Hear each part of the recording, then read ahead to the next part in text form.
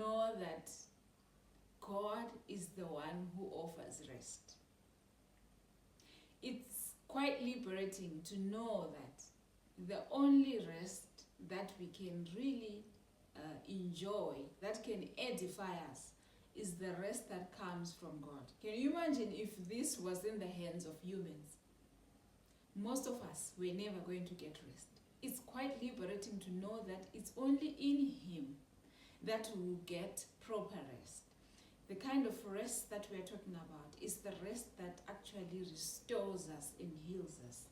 We can momentarily get moments where we are resting from, we're thinking that we are sleeping. In our sleep we are resting, yes, whilst we equate that to resting, but the kind of rest that Solomon is talking about is the rest that restores, is the rest that you have everything, God provides everything, you just a participant in there.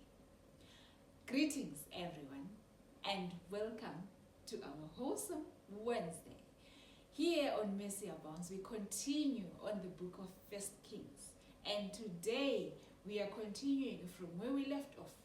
We left off on 1 Kings chapter 8 from verse around 53, 52 there, and today we are continuing, combining that with chapter 9. So Solomon here, right, this is now the top celebration, right? Remember, this is the combination of the Feast of the Tabernacles. Solomon had to make sure he combines, right?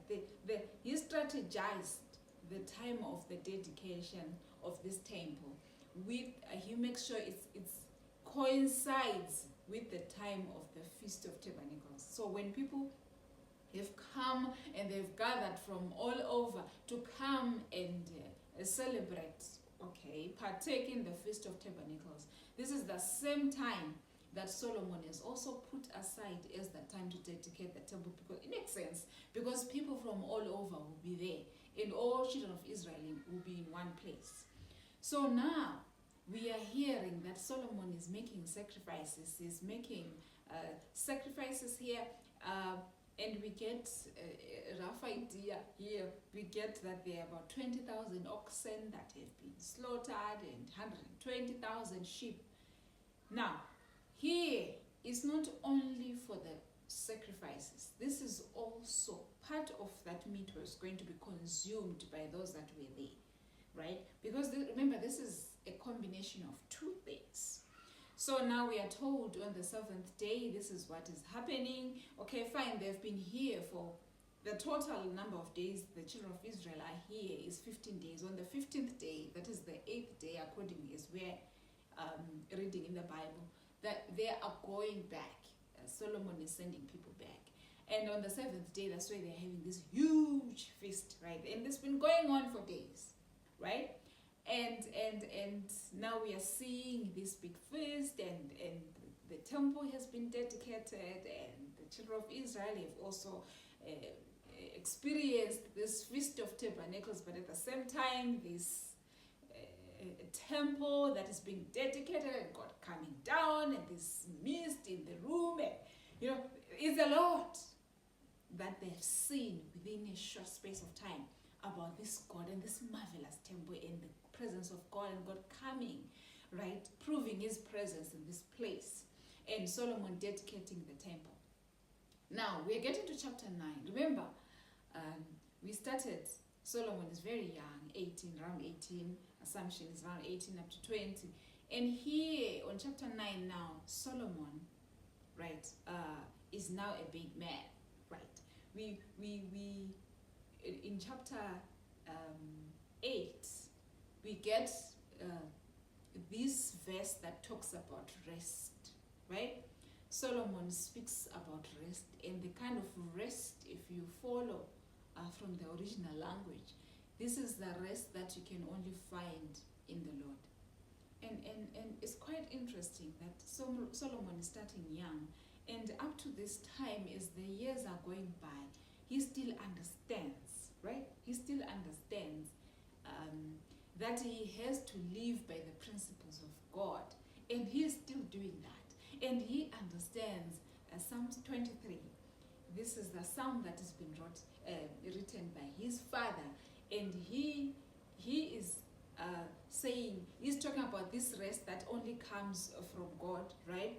And most of us, when we read the book of Psalm, especially Psalm 23, these songs, right? Psalm 23, we don't really comprehend what we're talking about. And Solomon definitely picks out the word rest for a reason, right? In the context of Psalm 23, we know that when God is talking, when David, is talking about rest, he is talking about these are the sheep that are being led beside the still waters, right? There's something about the sheep. They don't want to drink from running water. They want a pool, right? They want still waters. It could be a bucket, it could be a pool, it could be, they will only drink from still waters because these are very calm animals. They don't want, right, anything that disturbs them, any kind of noise, they don't want. So they only drink from still waters, and that's why David then says, you lead me besides the still waters, because he's talking about the sheep. So you can imagine this animal that is so afraid, right? Is full of fear, wants quiet, calm environments. And David is saying, we are the sheep here. You are leading us to still waters, right? You leading us to places of rest where we'll be calm, where we will actually be able to see our identity. Because it is when we are calm where we're able to reflect and see who we are, right? So Solomon is talking about this rest. He is now a grown man. He can now process these things, right? He can now understand. He's moving, right? In his own journey of faith, he is moving step by step. And as we get to chapter 9, God appears to Solomon again, but now as a grown man. He is approximately around 38, 40, there. That's his age, when God is now appearing for the second time. And God is confirming that, you know what, that dedication was beautiful, and I'm going to be with you. I'm going to be in the temple. I'm going to be with the people. I'm going to bless the people. Only if you keep the commandments. Only if God is quite interesting. When I was reading this, I was thinking, wow, Solomon, from the time he started up to now, it's about 20 years or more that have gone past. He is consistent, right? He is still with God. And here we hear God saying, only if. So he is still putting a condition, 1. 2, there is still a possibility after being faithful for so long for Solomon to choose otherwise. How tricky this journey of faith is, right? He says if. So there is a probability that Solomon can choose otherwise. Even after spending so much time at God's feet, he can still choose otherwise. I'm talking to us who sometimes think that because our parents, right, were the doers and keepers of the law, we are safe because our grandparents, our great-grandparents, our ancestors were faithful. Then it rubs off and it comes unto us, and then we live anyhow, thinking that because our grandparents, our parents were faithful unto the Lord, then that rubs off unto us. God wants us to have our own journey as individuals, our own journey of faith. We cannot take over from the one that has been loved or that has been keeping the commandments of God. We cannot. We just have to pave our own way. And no matter how many years we have remained in the faith, anything can happen anytime. We are not safe. So we cannot say, because I've been on this journey of faith for the past 30, 40 years, now I have arrived. I think now I'm okay. I don't need this God. I can actually do it from memory. I can actually do this faith from memory. God is clear here. And his promises, he is still putting this condition. It doesn't matter how many years you've been faithful. If tomorrow you decide otherwise, if you decide to do this, this is what is going to happen. There are going to be consequences. Even if you're going to decide in 50 years to do otherwise, there are still going to be consequences. And we see here God is still reminding Solomon. If you keep these commandments, if you live by what I've told you, things will be okay for you and the children of Israel. But if you decide to live otherwise, I'm going to desert this place. I'm going to make sure the children of Israel are taken out of this land. They are in a foreign land. There is just going to be chaos. And people will be shocked. What happened? Why did their God do this to them? And Solomon, of course, hears this. And then we get to hear about his the relationship with this man of Lebanon, right, of Tyre, that where he was getting this the wood from.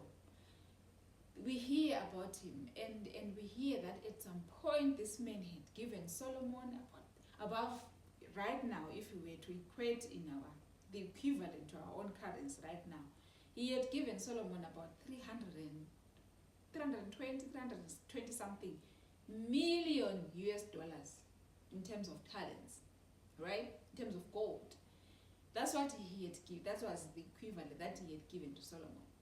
And the wood and everything. Solomon, in thanksgiving, in gratitude, he gives this man cities. And one would say, but that was a lot of cities. And if you check and you trace, these cities were actually resettlements. They were like villages, kind of. So this is the reason why Hiram is not amused. He's saying, for what I've given this man, you're just giving me these worthless, Kabul, right? These worthless cities. One would look and say he was ungrateful, but it was a resettlement kind of setup.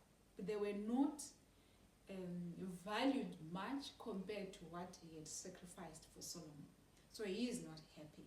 And Solomon, we hear again towards the end of the chapter that okay, fine, we hear that now, remember the children of Israel, they get into Israel, they don't necessarily push out the people that were in the land. And these people had been perennial enemies with the children of Israel.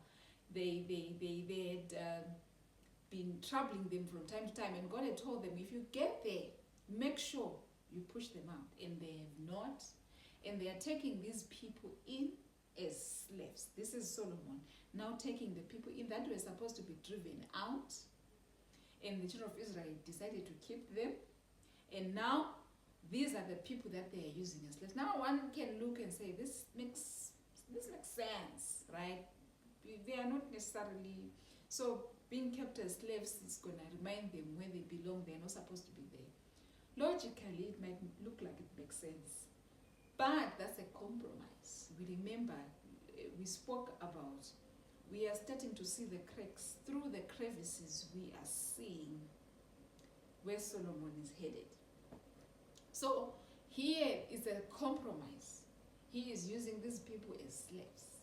And one would say, but the children of Israel were not slaves, so he was doing a good thing. Logically, it makes sense, but from the instructions that they were given, that was a compromise from Solomon. And now the children of Israel, they are in this place, these people are here, they've used them as slaves, and Hiram, at some point, Solomon is making a lot, he's making a fleet of sheep, he's got a lot, and at one point, this fleet goes out, and Hiram has got his people in there, so that they learn from the people of Solomon. They go out there and they bring him about equivalent 1.2 billion US dollars. So he is amassing his much wealth. It's just so much that Solomon is having at this point. And he has also moved Pharaoh's daughter from the place or the house that he had built for her, and she has brought her into the palace. Remember, this is the daughter that does not worship the God of Israel, that demands for altars for worship for her own gods. Now he has brought her closer into the palace, where she is going to demand altars again, and she is going to be worshipping her gods in that palace. So Solomon here at this point, he is on a serious slippery slope. Things are about to start falling apart. And this is coming from small compromises that Solomon is doing. This whole chapter is revealing unto us the kind of small things that we live with, that we kind of ignore, and think at some point in our lives we're going to grow out of them, and think at some point in our lives we're going to have power to overcome them, and think at some point in our lives we're just going to drop them. Yet every day they keep sinking us deeper and deeper and deeper. And I think this is the worst kind of sin, because it makes us comfortable, yet it's slowly eating us away like a cancer. Solomon is slowly compromising, but is not looking at the compromise versus the wealth that is amassing and the kind of power that is gaining. He's thinking is gaining more power at a very fast and furious rate, more than he is sinning. So he's thinking the sin is small, the compromises are small, it's not much, it's just here and there, it's not much. And besides, God doesn't expect me to be perfect. My dad was not perfect. So these are just compromises. They're not for me. Some of them, they're not necessarily for my benefit. But they are for the benefit of his children. But he has been placed as a leader, and he should be accountable as a leader. How he is living his life, how he is leading God's children. He is a leader. And here he has already put compromises in place, and we're already seeing through the cracks, we can see him going down through a very slippery slope. But it is through the small things. Our lesson today is, let us take care of the small things that we think they don't matter. We think they have no effect. We think we're just going to outgrow them. They are eating us away as a cancer. Any form of disobedience, no matter how small, is disobedience. It's planting seeds of disobedience, and soon they will take root, and before long they will bear fruit. So take out the weeds. Take out compromise in your life. Take out the weeds, because they are going to develop and have roots, and when they have roots, they are going to bear fruit, and it will be difficult to cut them out. From these small compromises, Solomon dies as a man that had done so much as a king that Israel had to also look at and be shocked. It is through Solomon that we actually have rapid child sacrifices. Through Solomon, through his reign. These compromises are coming from these compromises we're talking about. Small compromises like allowing himself to actually marry the daughter of Pharaoh. Small compromises, but having a huge impact. Small, you might call it small. Disobedience. You are planting more, because they are going to bear fruit, and they're going to fall on the ground and actually have more plants of disobedience growing and developing roots, and you have a problem. Let us take care of the small compromises, because disobedience, no matter how small, is still disobedience. Have a great week ahead.